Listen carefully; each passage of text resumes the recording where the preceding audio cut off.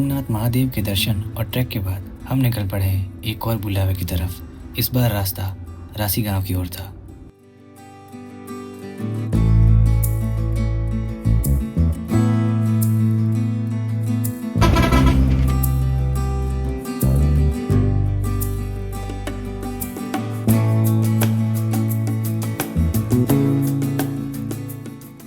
तुंगनाथ का ट्रैक पूरा करके हम लोग आ चुके हैं रासी विलेज और ये हम लोग का स्टे है। आज हम लोग यहीं पे रहेंगे, यहीं पे स्टे करेंगे। ये हम लोग का सामान है, 2 बेड है और यहाँ पे वॉशरूम है। और ये बाहर का व्यू है, वहाँ से वाटरफॉल्स की आवाज़ आ रही है। बहुत ही प्यारा गाँव है और यहाँ पे इन लोगों ने खेती कर रखी है, पता नहीं क्या उगा रखा है।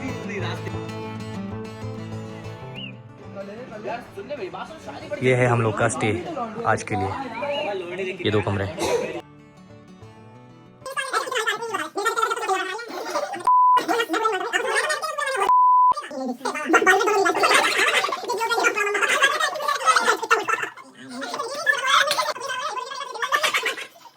तो इसी हंसी मजाक के बीच रात कब बीत जाती है पता ही नहीं चलता।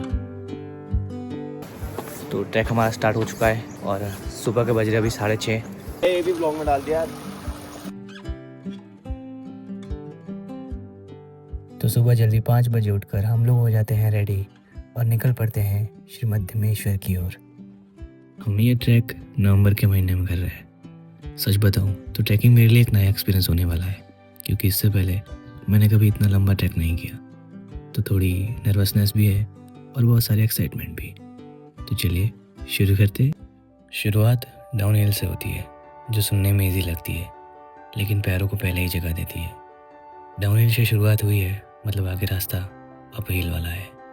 करीब 2-2.5 किलोमीटर डाउन हिल चलने के बाद हम पहुंच जाते हैं गोंडार वाटरफॉल के पास,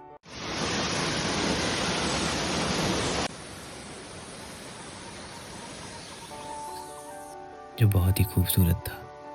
Even when life seems perfect, it can feel heavy and incomplete inside. I think that's why we travel to lose that weight and find the amazing place of ourselves somewhere out there. So, हमने पहाड़ों को चुना क्योंकि पहाड़ों को हमने सिर्फ दूर से देखा था। आज उन्हें पास से महसूस करने का दिन है। इन रास्तों पे चलते हुए इंसान खुद को बहुत छोटा महसूस करने लगता है। छोटा इसलिए क्योंकि नेचर ही है जो उसे याद दिलाता है कि वो खुद की नज़रों में या इस दुनिया की नज़रों में कितना ही बड़ा और महान क्यों ना बन जाए, है तो वो एक कुदरत का छोटा सा हिस्सा ही। भाई देखो ये कैसी व्यवस्था है, पानी आ रहा है चट्टानों में से छोटी छोटी और बिल्कुल साफ पानी आ रहा है, एकदम साफ।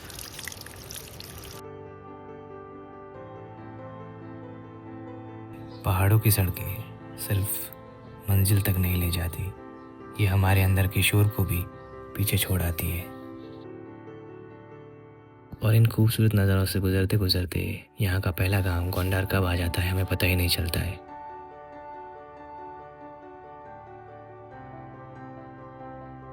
और हमें मिलते हैं यहाँ पे एक अंकल जी, ये आलुआ मेरा होटल है ना आगे में, जो बताते हैं कि मेरा एक आगे होटल है और मैं पराठे बनाता हूँ, तो आप बंतोली पहुँचो तो पराठे खा के जाना। तो वही पराठे खाने के लिए हम इनके पीछे पीछे चल देते हैं।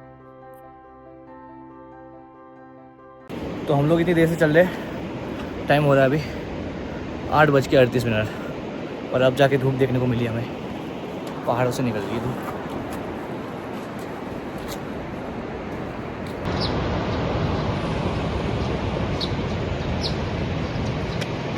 लोग चलते चलते हम लोग वहाँ पहुँचे जहाँ पे लैंडस्लाइड हुई थी मानसून में। ये देखो पेड़ टूट के गिरा हुआ पड़ा है और ये भाई देखो कितना पतला सा रास्ता है।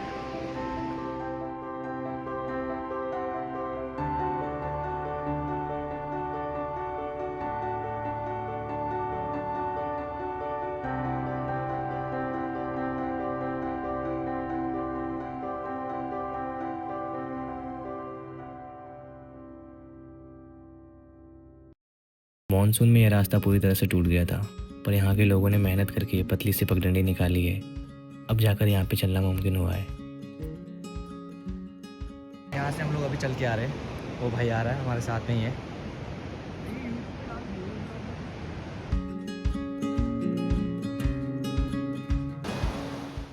अभी तक का ट्रैक तो बहुत ईजी था क्योंकि हम लोग डाउन हिल चल के आ रहे थे, लेकिन इस ब्रिज के बाद स्टार्ट होने वाला था अपर हिल वाला ट्रैक, जो कि बहुत ही मुश्किल और थका देने वाला होगा।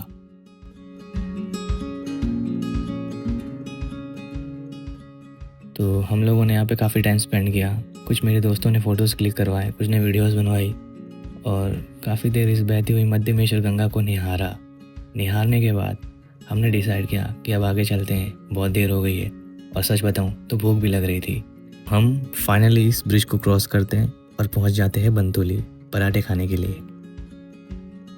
तो अंकल जी जब तक हमारे लिए पराठे बना रहे थे तब तक हमने सोचा क्यों ना दादी माँ से कुछ बातें की जाए। और सच बताऊं तो दादी माँ बहुत क्यूट थी। हमने कुछ देर उनसे बातें की, तब तक हमारे पराठे बन चुके थे।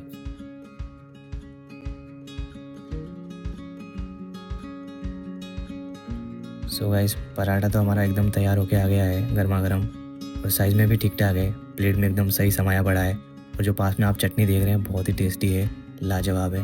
तो इनसे पूछते हैं कि क्या क्या इंग्रेडिएंट्स हैं जो इन्होंने डाले हैं। चलिए। अजवाइन भी पड़ता जगह पड़ता है, उसको पुदीना भी पड़ता भांग के बीज भी पड़ते हैं। ये बहुत सामान अड़गम सड़गम से बनता है। पहाड़ में बोलते हैं इसको अड़गम सड़गम। ये पहाड़ी क्षेत्र से जो जड़ी बूटियों में खाद्यान्न में आता है उनसे बनता है सुगंधित चीज। तो भाई खा लिया हम लोगों ने पराठा, अब जा रहे हैं ऊपर की ओर। अभी धूप भी बहुत हो रही है, सर्दी तो भी बिल्कुल नहीं लग रही। और सुबह बहुत ठंडी थी और शाम को भी हो जाएगी ठंडी, लेकिन ये धूप आ रही है ना, ये मतलब अच्छी लग रही है। पराठे खाने के बाद भाई पेट भारी भारी हो गया है। दही ऊपर से अलग से ले लिया यार, अब आलस आ रहा है। हल्का फुल्का खाओ जब आप ट्रैकिंग करो तब, वो सबसे बढ़िया है। यहाँ आपको होम स्टे भी बहुत मिल जाएंगे अगर आप जल्दी पहुँच जाते हैं किसी तरह से रांची, और शाम तक अगर ट्रैक पूरा नहीं हो पाता है तो आप यहाँ पर रह सकते हैं। बहुत सारे ऑप्शन है।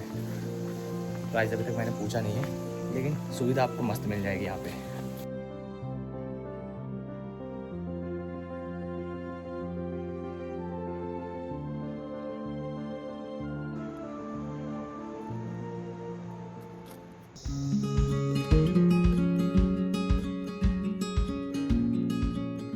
सांस बार बार फूल रही है यार, पूरी खड़ी चढ़ाई अभी। तो इतनी देर के बाद फाइनली मुझे मिल जाते हैं मेरे वो दोस्त, जिनसे मिलने के बाद अब आगे का सफ़र बहुत ही आसान होने वाला है और बहुत ही मज़ेदार होने वाला है। Hello guys, my name is Naman Tyagi. Please देखिए, आप नज़ारा देख सकते हैं वहाँ पे चौखंबा पीक दिख रहा है आपको। इतनी हरियाली है, पहाड़ों पे आओ। क्या दिल्ली मेरठ नोएडा में बस रहे हो आप भी।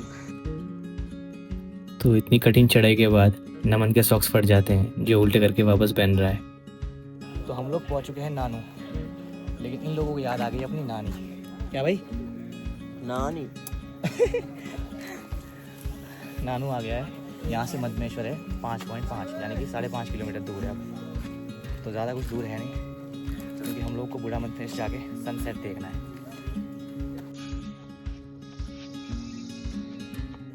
तो हम लोग कुछ देर में वहाँ होंगे। मतलब वहाँ का नज़ारा नज़दीक से देख पाएंगे। अब मुझे लग रहा है कि बस पहुंच गए। इन बर्फ़ से ढके हुए पहाड़ों को इतना नज़दीक से देखने के बाद और पीछे छूट रहे इस नज़ारे को देखने के बाद मन में ये एहसास हो गया था कि मंजिल अब करीब है।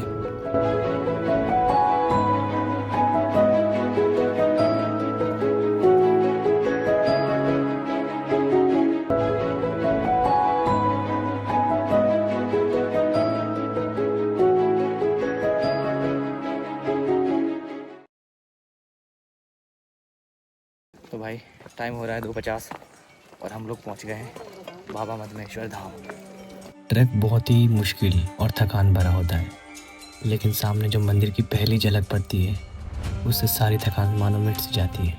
कहते हैं कि जब पांडव अपने ही भाइयों के रक्त की दूध से भारी मन को लेकर हिमालय पहुँचे तो महादेव उनसे अत्यंत नाराज थे। गोद हत्या के पाप के कारण शिव उन्हें दर्शन नहीं देना चाहते थे, इसलिए वे एक बैल का रूप धारण करके गुप्त काशी में छिप गए। जब भीम ने उन्हें पहचान लिया तो महादेव धरती में समाने लगे। उस दिव्य बैल का जो हिस्सा जहाँ प्रकट हुआ वहीं पंच केदार कहलाया और मध्यमेश्वर वह पावन स्थान बन गया जहाँ महादेव का मध्य भाग यानी नाभि प्रकट हुई थी। तभी से ये दूसरा केदार कहलाया, जो पंच केदारों में से द्वितीय है। अभी हम 3:20 हो रहे और इतना ऊपर आ गए हैं। सुबह 6 बजे जब पहला कदम उठाया था तो मंजिल का नशा था। अब दोपहर के 3 बज रहे हैं। पाँव भारी है पर रूह थोड़ी हल्की लग रही है। मंदिर के कपाट अभी बंद है और आरती की गूंज सुनने के लिए अभी 2 घंटों का इंतज़ार बाकी है। तो सोचा क्यों ना इस इंतज़ार को थोड़ा और खूबसूरत बनाया जाए। चलिए मेरे साथ। बूढ़ा मद्दमेश्वर कहा जाता है कि भगवान शिव सर्दियों में यहीं तपस्या करते हैं और यही वजह है कि इसे बूढ़ा मद्दमेश्वर कहा जाता है। देखिए, लोग कहते हैं कि पहाड़ों का सनसेट देखना सिर्फ एक नज़ारा है, पर सच तो ये है कि ये बड़े नसीब की बात होती है।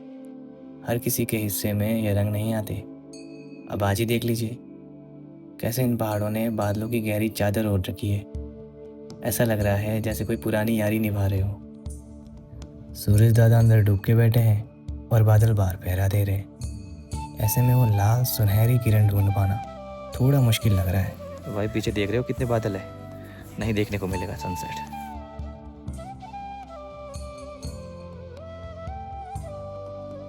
तो अभी हम बूढ़ा मद्दमेश्वर से नीचे आ जाते हैं और बैठ जाते हैं मंदिर के ठीक सामने सुंदर सी बुग्याल में, जहाँ मुझे मेरे दोस्त मिल जाते हैं और हम लोग आरती शुरू होने का और दर्शन का इंतज़ार करते हैं।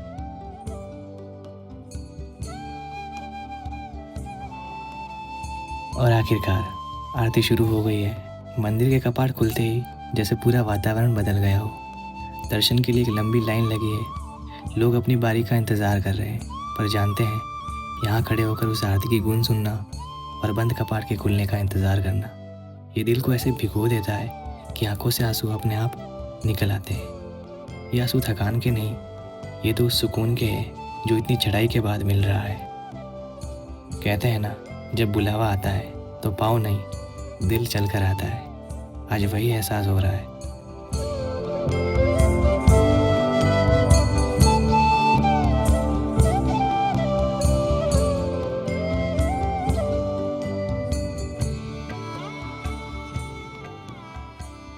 तो दर्शन हो गए हमारे और अभी बन रहा है खाना। खाना खाएंगे फिर सो जाएंगे, बहुत थके आ रहे हैं भाई। खाना आ गया हम लोग का, और रोटी बन रही है, भैया बना रहे हैं रोटी।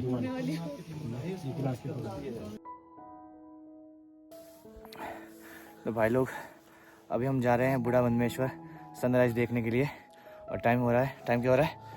5:25। हमें ट्रैक स्टार्ट किया था 5:10 पे। हाँ 5:10 पे। तो सनराइज देखने के लिए पीछे और भी लोग आ रहे हैं। हम लोग पहुंच गए हैं बूढ़ा मद्दमेश्वर और कुछ ही देर में बस हो रहा है सनराइज। तो अभी हम हैं बूढ़ा मद्दमेश्वर, लेकिन उजाला पूरी तरह से अभी हुआ नहीं है। अब चारों तरफ से ये जो हल्का हल्का उजाला हो रहा है ना, ये बड़ा ही मैजिकल वक्त होता है। मैजिकल इसलिए क्योंकि रात की स्याही धीरे धीरे फीकी पड़ने लगती है और आसमान का रंग किसी गहरी नीली चादर से बदलकर हल्का सफ़ेद होने लगता है, और फिर उस सफ़ेद रंग में घुलने लगता है हल्का स्वर्ण रंग, बिल्कुल वैसे जैसे ठंडे ठंडे दूध में केसर की एक पत्ती ने अपना रंग छोड़ दिया हो। ये जो रंगों का बदलना है ना, नीले से ग्रे, ग्रे से सफ़ेद और फिर ये सुनहरी चमक, ये कुदरत की अपनी एक पेंटिंग है। बिना किसी शोर के, बिना किसी जल्दबाजी के, ये नज़ारा हमें सिखाता है कि ज़िंदगी में सबसे खूबसूरत चीज़ें जो हैं वो वक्त लेती है ना।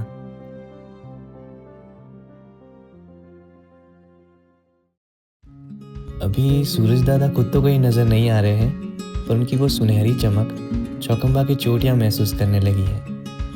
ऐसा लग रहा है मानो उन तीस ने सोने का मुखौटा पहन लिया है।